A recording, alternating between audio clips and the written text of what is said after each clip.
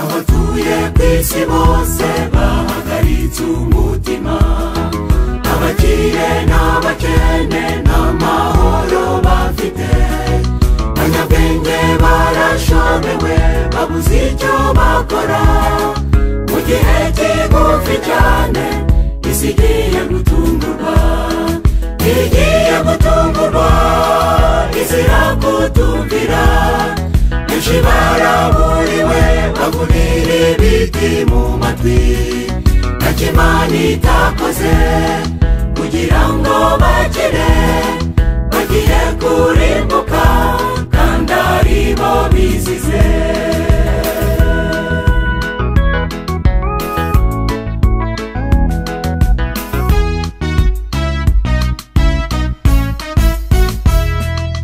Ibyo Yesu yahanuye bimwe bigenda bisohora, ibishyitsi n'ibyuzure birahitana benshi.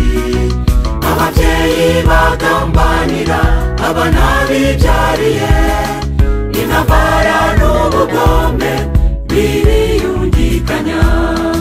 Igiye gutungurwa izira kutumvira, benshi baraburiwe bagunira ibiti mu matwi, ntacyo Imana itakoze kugira ngo bakire.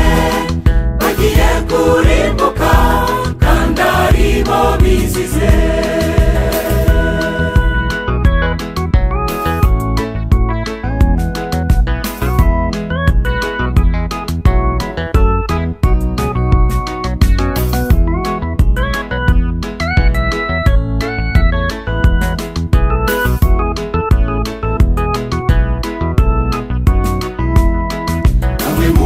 Kristo ibyo bibateye ubwoba, hari abafite ubutunzi bwinshi bagiye guta, abandi bafite imishinga bifuza kurangiza.